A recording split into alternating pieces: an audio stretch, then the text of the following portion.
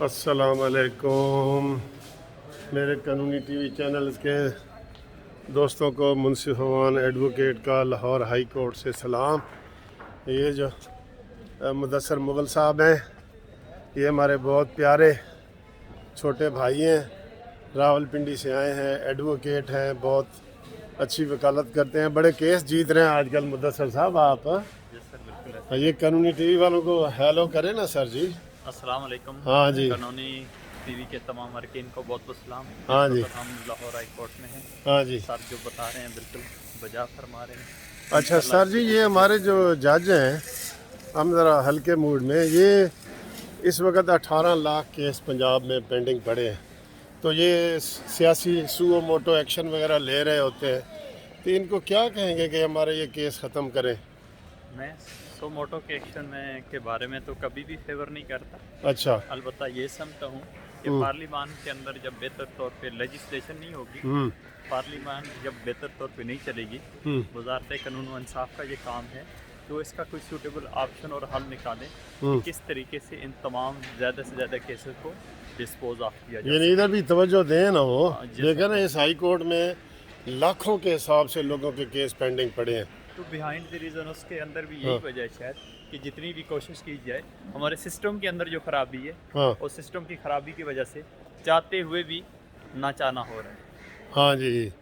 اچھا جی، یہ دوستو آپ دیکھ رہے ہیں ہائی کورٹ ہے ہماری، یہ ادھر ہمارے ساتھ ہمارا کلرک بھی آ رہا ہے، یہ کیمرہ مین ہے، کیمرہ مین کیا نام ہے بھی؟ ذیشان آپ بتاؤ۔ سر ذیشان نام ہے میرا، میں سر کا کیمرہ مین اور جسٹس سر کا نہیں، قانونی ٹی وی کا، قانونی ٹی وی کا کیمرہ مین ہوں اور جسٹس پارٹی میں سر کا سیکرٹری ہوں۔ ہاں تو مدثر صاحب، یہ ابھی بھی عمران خان صاحب جو ہیں نا، تو یہ جو ہے نا، یہ دیکھ لیں کہ ابھی بھی عمران خان ضد میں آیا ہے، اور آج بڑی سخت تقریریں ہوئی ہیں، ابھی سینٹ میں ہو رہی ہیں تقریریں، بڑی سخت ہو رہی ہیں۔ عثمان کاکڑ صاحب اور غفور حیدری نے کہا ہے کہ یہ مجبور کر رہے ہیں لوگوں کو کہ وہ بغاوت پہ آمادہ ہو جائیں، اس طرح ضد بھی ہوتی ہے۔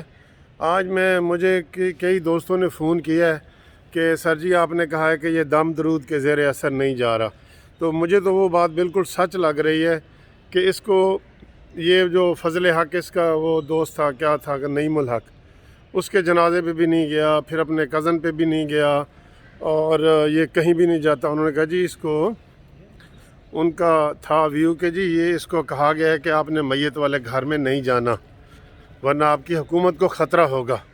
تو یہ اس طرح کے وہموں میں پڑا ہوا ہے، یہ ملک اس طرح چلتے ہیں، ملک کے سربراہ جو ہوتے ہیں وہ اس طرح ہوتے ہیں کہ جی نہیں، اگر یہ وہم والی بات ٹھیک ہے کہ جی ان کو جنات کا اثر کہتے ہیں جی کہ وہ میت والے گھر میں جائیں تو وہ الٹ ہو سکتا ہے یا ان کو منع کیا گیا ہے، اگر یہ بات سچی ہے تو پھر تو بڑے افسوس اور شرم والی بات ہے کہ اس طرح کی جو ہے نا وہ چیزیں یہ سوچتا ہے، عمران خان بھی سوچتا ہے۔ تو حالات دن بدن خراب ہو رہے ہیں، اور آپ دیکھ رہے ہیں کہ کس طرح پورے سراج الحق صاحب نے بھی کہا ہے کہ تدفین میں سب سے بڑی رکاوٹ یہ عمران خان ہے۔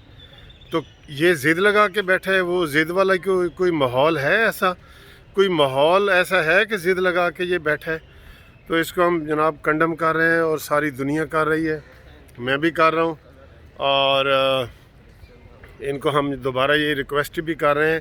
میں نے تو کہا تھا کہ اس کے احتجاجاً جیسے وہ کہہ رہے ہیں سارے کہ اس کے اوپر الٹا پابندی لگا دی جائے کہ اس کا کوئی بندہ بھی استقبال نہ کرے بلوچستان میں۔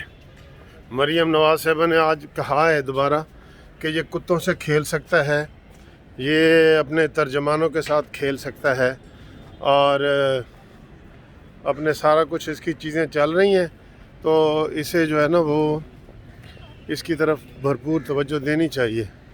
بہرحال ہمیں بڑا افسوس ہے اس کے بیہیویئر پہ، نہ صرف مجھے افسوس ہے بلکہ پوری قوم کو افسوس ہے۔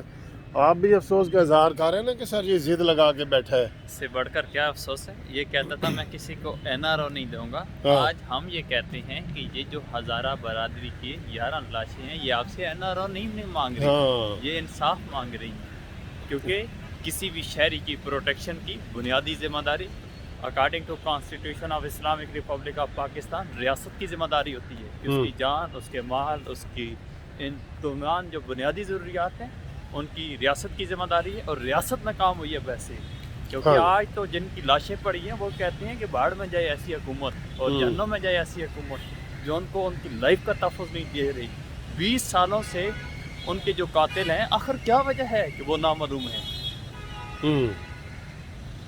ठीक है जी, देखें सबके यही जज्बात हैं जिस तरह ये मुदस्सिर साहब ने बताया है, तो इंशाल्लाह आपके मज़ीद अगली वीडियो में आपसे बात करते हैं जी।